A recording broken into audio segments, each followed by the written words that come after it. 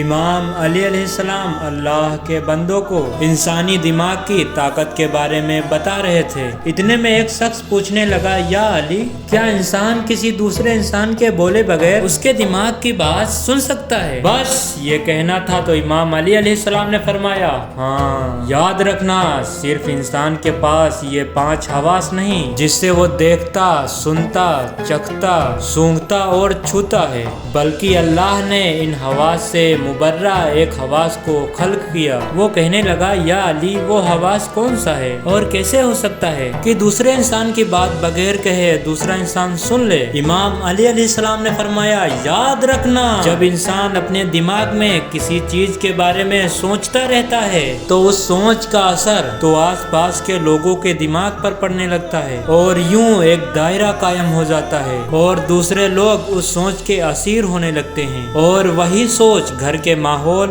محلے اور انسان کی شخصیت پر اثر کرتی ہے۔ میں نے اللہ کے رسول سے سنا، کبھی برا نہ سوچو، کیونکہ انسان کی بری سوچ صرف انسان کی شخصیت پر ہی نہیں بلکہ انسان کے گھر اور انسان کے آس پاس کے لوگوں کے دماغ پر بھی برا اثر ڈالتی ہے، اور خصوصاً ان بچوں کے دماغ پر جو بچے بالغ نہیں ہیں۔ کبھی بھی اپنے بچوں کے سامنے گناہ کی سوچ کو اپنے دماغ پر حاوی نہ کرنا۔ انسان یہ سمجھتا ہے کہ جب تک وہ کہتا نہیں تو کوئی سن کیسے سکتا ہے، لیکن حقیقت تو یہ ہے کہ بولنا صرف بات کو واضح کرتا ہے، بات کو جنم نہیں دیتا۔ اللہ نے انسان کے دماغ میں ایسی طاقت عطا کی جو کسی کے بھی دماغ کے اندر چلتے ہوئے خیالاتوں کو معلوم کر سکتی ہے۔ تو اس نے کہا، یا علی، اس طاقت کو کیسے بڑھایا جائے؟ ہر کسی کے خیالات کو کیسے سمجھا جائے؟ تو امام علی علیہ السلام نے فرمایا، یہ طاقت تقویٰ اور پرہیزگاری سے بڑھتی ہے۔ یاد رکھنا، اپنے نفس کو پاک رکھو